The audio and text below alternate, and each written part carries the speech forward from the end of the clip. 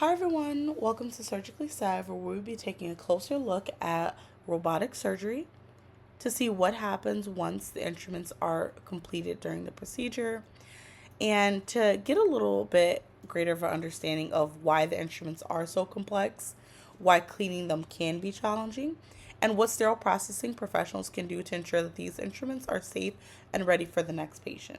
So stick around and let's go ahead and dive right in.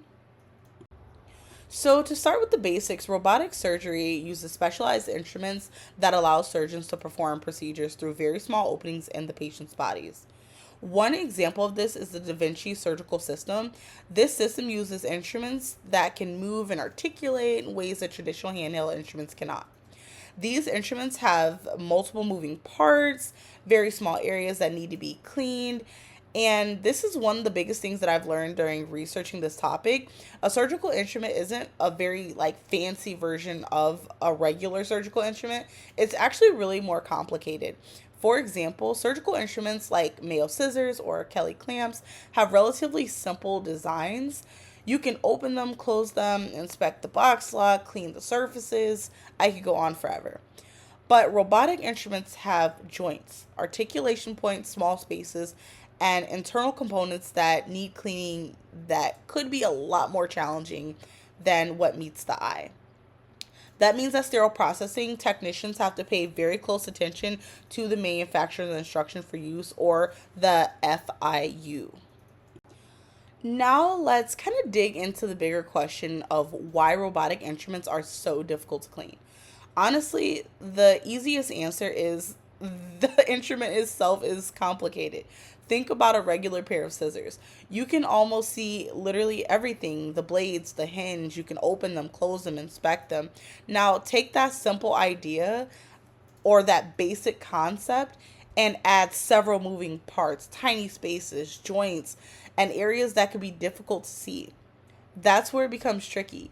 During surgery, instruments can come in contact with blood, tissue, and other bodily fluids. If that material isn't removed quickly, it can dry and become so much harder to clean. That's why the work that happens right after the instrument is used is so important. We don't want that instrument sitting around with all that blood, tissue, and gunk drying on them and hardening. The sooner that they're properly treated and sent down to sterile processing, the better. Another problem that is robotic instruments can have areas that we simply cannot see. So it's a little scary when you think about it because you want that instrument clean. You want that instrument ready for the next patient. You want no chance of infection or cross contamination. And again, this instrument can look clean on the outside, but contamination or things like that can be hidden deep down on the inside, somewhere we honestly cannot see. So it's very important to clean it. So now let's say the surgery is over, the robotic instrument makes its way down to sterile processing. What's next? Just like any other reusable surgical instrument, they have to go through the reprocessing process. That means cleaning, inspection, preparation, sterilization, and eventually storage. But robotic instruments may need a little extra attention because of how they're designed. First things first, check the IFU. Check it, please. Always follow it. We can't assume that every robotic instrument is processed the exact same way. Depending on the instrument, there actually may be specific instructions for flushing, brushing, rinsing, handling, all the different parts. This is why it's so important, especially to have each individual trained properly. You don't want someone saying, "Oh, I've cleaned instruments like this before. I know what I'm doing," because like I said, robotic instruments, they aren't the same, and it's no time to guess when you're dealing with a patient's health and the integrity of that actual device. You definitely need to understand, the instruments that you're working with. You need to know the manufacturer's requirements and what areas need special attention. And I think one of the biggest things that we should take away from this topic is technology can be extremely advanced, but we still need to be knowledgeable, and people that are operating them also need to have the correct training and the proper processes to follow. Not only with that being said, of the technician needing to clearly understand what's exactly expected or required for that particular device, but emphasizing that the healthcare facilities are also responsible for properly training and supervising those who are processing or utilizing even those instruments, because it's very easy for such a delicate or dainty instrument to become damaged. So having those tools and, that manual that manufacturers instructions for use, following that down to a T not only ensures the longevity of that device, but also ensuring that, hey, we know that the chances of this device not being utilized properly, cleaned properly, are slim to none if everything is followed down to a T, everyone has the proper training. Everything should go very smoothly. Again, everything is truly dependent on the skill set, the training, and following that manufacturer's instructions for use. I know I've talked about this extensively during this segment, but I cannot stress how important following instructions and how crucial this portion can be. So please just do it. So now that I've harped on and on and on about following that manufacturer's instructions for use, or other known as the IFU, let's take a look at some actual research. A study in 2023 published by the journal Surgery evaluated cleaning methods for robotic surgical instruments. The researchers looked at endo-wrist instruments used during robotic surgery and evaluated that cleaning using manual and ultrasonic methods were highly effective. They also found that it reduced the bioburden on the instruments, of course, and concluded that the cleaning process they evaluated at least was effective for the situation study, which kind of brings me to the conclusion that robotic instruments aren't impossible to clean. Yes, they are challenging because they are such a complex instrument, but making sure that the cleaning process is done correctly and consistently kind of ties also back into my tangent on following that instructions for use policy, or manual or guide, whichever you'd like to call it. However, another interesting development that I found in sterile processing technology is changing the robotic surgery is the AAMI in 2026 reported that sterile processing departments now have access to newer technologies such as like ultrasonic cleaning systems with flushing capabilities, pre-cleaning pumps, drying cabinets that are designed to support the robotic instrument reprocessing. That's a pretty big change, actually. Years ago, sterile processing professionals could probably only imagine what the technology we would have today would look like. Back then, they had fewer options and relied much more heavily on manual cleaning techniques. Now we're seeing technology designed specifically to help address, the cleaning challenges, the difficulty in not being able to ensure the cleanliness of the device or the instrument, which is really great, honestly, because imagine you going into surgery not knowing if this device was processed appropriately or if they were able to achieve the ultimate sterility of that device. It's very beneficial how technology, especially in the healthcare field, has evolved.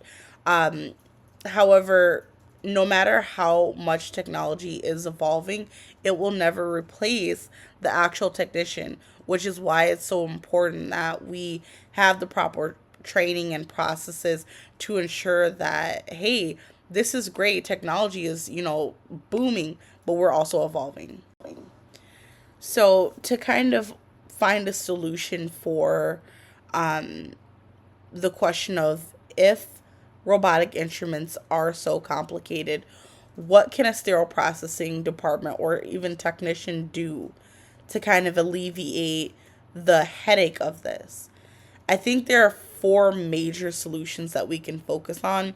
Number one, the same thing that I have preached since the beginning of this podcast, is to follow the IFU. This sounds so obvious and it sounds so repetitive, but it's probably one of the most important things that a sterile processing technician can do. The manufacturer's instructions for use tells us how that specific instrument needs to be processed. We should never rely again on the guessing game, or doing something just because that's how we've always done it. Like, that can probably be the most toxic mindset, especially in a healthcare setting. Another thing is, again, like I talked about, that proper training. The healthcare facility should be providing the staff members that adequate training. They should never have to guess, hey, what is my job? What is my role?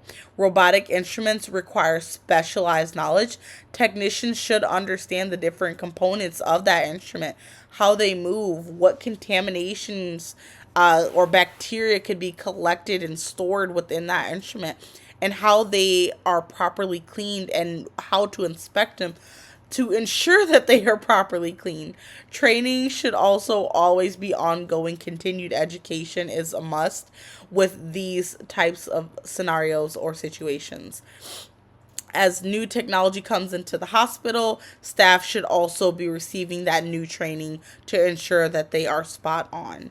Another instance is improved communication between the departments. This is a really huge one right here, because sterile processing, the operating room, surgeons and infection prevention, and the equipment's manufacturers all need to communicate.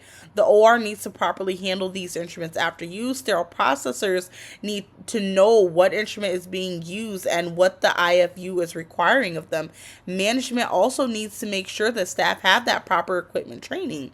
The manufacturers need to design the instruments that can actually be cleaned effectively. AAMI has previously emphasized that sterile processing should be involved when healthcare organizations are purchasing, helping make those decisions and reusable medical devices, because that department needs to know whether that device can actually be reprocessed in that facility with the available resources at hand, and that's very important for all patients. And speaking about the patients, at the end of the day, it's not about the robotics in the surgical procedure. It's really about the patient. A surgeon can perform an amazing robotics procedure, but again, with that procedure still depends on the properly processed instruments. If that instrument isn't cleaned correctly, sterilized correctly, or inspected correctly, or even functioning correctly, this can create risks for the patient. That is why sterile processing professionals play such an important role in robotic surgery. We might not be standing in that operating room, nor may we be the person actually controlling the robot, but we are a very important part of that team, making sure that those instruments are ready to safely go back into the operating room by ensuring its sterility, um, and its functionality even. As the surgical technology continues to advance, like I said earlier, things are evolving and they are evolving quickly. Sterile processing professionals also have to advance and evolve right along with it. No ifs, ands, or buts about it. And the biggest thing that I always love to promote is continued education. Get that degree, get that further advancement into being, more hands-on, even asked to shadow, other departments, even asked to shadow the surgeon, see how the actual devices are being used. Take every opportunity that you can when it comes to understanding your job so you can be the very best at it. Never settle for, oh yeah, this is what I did. Oh no, what you're doing is a very huge thing. Like, sterile processing is almost the backbone. It is the backbone of every operative procedure. So, stand proud, be loud about what you do. This is very, very, very important as a key takeaway. Robotic surgical instruments are much more complex than any traditional or reusable or, any other surgical design. These are very complex instruments. Follow that manufacturer's IFU. That's essential. Robotic surgery may happen in the operating room, but patient safety does not stop there. The work that happens behind the scenes in sterile processing is the huge part that makes, surgery even possible. So again, I just want to say thank you for listening to Surgically Sev today on the topic of robotics in surgery. I hope you learned something from today and have a better understanding of, how important sterile processing is and how important you are in the process of, caring for that patient, especially before and after that surgical procedure. So when it comes to robotic surgical instrumentation, please ensure that you're following that IFU. It's your Bible, so use it. Thank you.